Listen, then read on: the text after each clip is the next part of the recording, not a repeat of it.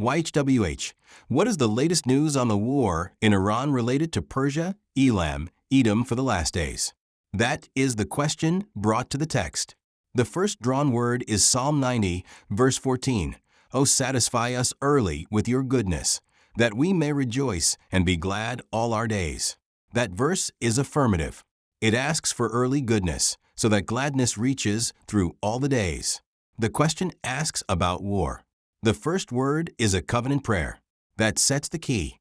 The verdict over this draw is lean yes, probably affirmative, and I will not soften it. The ark is in the camp in this draw, but that recognition is reverence, not leverage. The camp knew the ark was present and still fell on another day. Direction belongs to the text and the verdict, not to the marker. Now the day itself brings many reports. Reports speak of airstrikes in Syria and Gaza, of talks that did not resolve, of a strait declared, of no talks with Iran, of missiles falling into the sea, of remains recovered from Lebanon after many years, of inspectors finding nuclear material, and of a plan for law enforcement in the West Bank. The drawn text meets the leadership thread heavily. It meets conflict and governance only faintly. The text has no date, no map, no outcome for these reports. Where the day asks about governance, the text is nearly silent. Where the day asks about war, the correspondence is faint. That absence is itself a result. The day's reports are real. The text does not deny the storm. It simply refuses to answer the storm with strategy. It answers with standing. The text is not a news feed. It is a covenant word.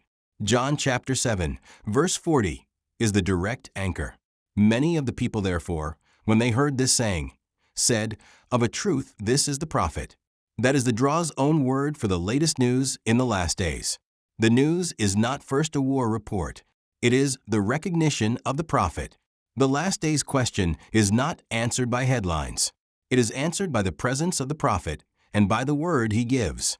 Psalm 50, verse 3 declares, Our Elohim will come and will not keep silent.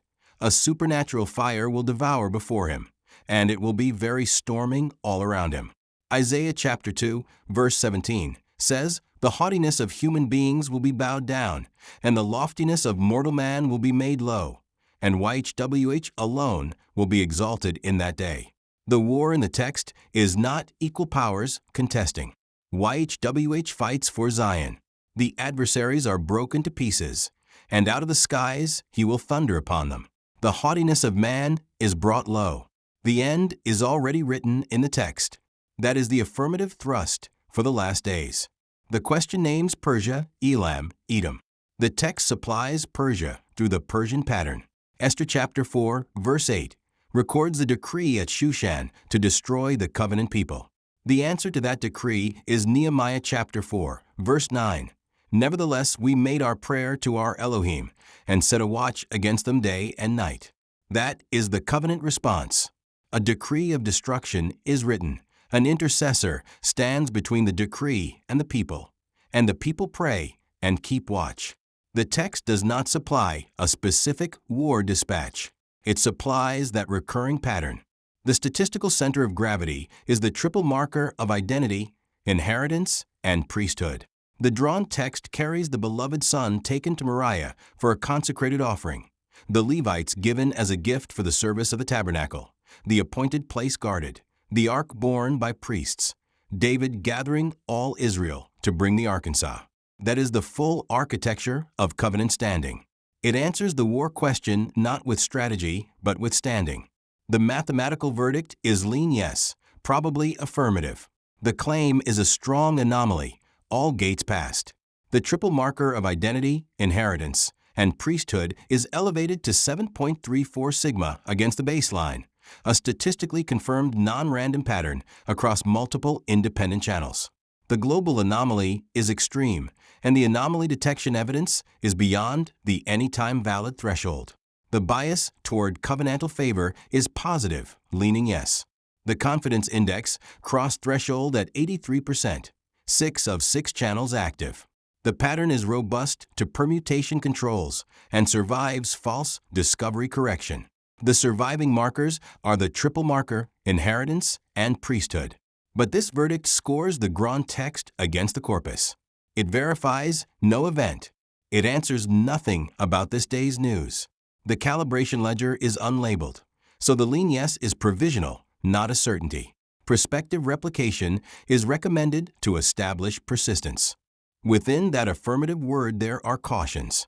The text warns against walking after the imagination of the heart, against altars of covenant violation, against making a calf at Horeb, against deception by signs.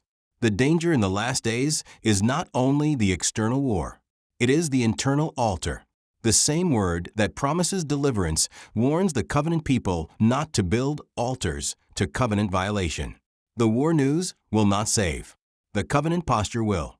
The watcher of Persia, Elam, and Edom must not walk after the imagination of the heart. The watcher must not fashion altars to covenant violation. Psalm 3, verse 8 closes the matter.